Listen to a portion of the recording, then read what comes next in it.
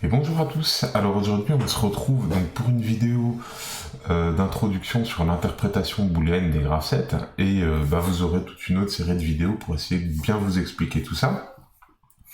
Qu'est-ce que c'est que l'interprétation booléenne des graph-sets? Faut prendre conscience un petit peu quelque part que le graph-set, pour nous en France, c'est un outil d'analyse qui a été développé pour essayer de résoudre des problèmes de séquencement sur les systèmes. Cet outil d'analyse-là, il est très utilisé en France, il est très utilisé au Canada, mais il n'est pas du tout utilisé dans d'autres pays. Si on prend par exemple l'Allemagne, c'est juste à côté de chez nous, ils utilisent assez peu le graph-set en fait. De temps en temps, ils savent vite fait de quoi ça parle, mais pas plus quoi. C'est pas ça qui marche en Allemagne. Alors, ça implique un petit quelque chose quand même, c'est que nous, on peut utiliser le graph-set, on va programmer tout ce qu'on a envie de faire.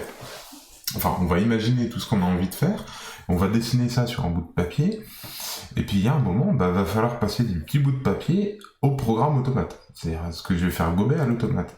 Et pour faire ça, il faut que je passe par un logiciel de programmation. Et malheureusement, tous les logiciels de programmation n'ont pas des modules pour programmer en graph-set. Voilà, c'est pas toujours possible. Ou alors, certains automates présentent des limites. Si je prends par exemple le M221 de chez Schneider, il se programme avec le logiciel EcoStructure Machine Expert Basique. Et en fait, dans ce logiciel-là, on vous explique que vous ne pouvez pas mettre plus de 100 étapes dans votre graph-set. Donc si vous imaginez des systèmes un peu complexes, avec beaucoup d'étapes, vous ne pourrez pas le programmer. Parce que à la 101e étape que vous allez vouloir créer, le logiciel va vous dire non, c'est plus possible. Tout ça pour vous dire que de temps en temps, c'est bien beau d'avoir un graph-set sur un bout de papier, ça marche nickel sur le papier, il n'y a pas de problème, seulement l'automate, lui, le papier, il s'en fout.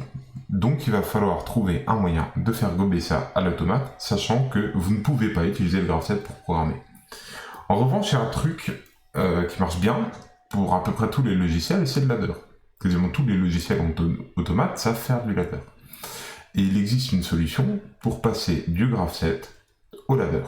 Et c'est exactement ce qu'on va voir dans cette série de vidéos. Sur ce, je vous laisse avec ces quelques pensées, puis je vous dis à bientôt pour la suite.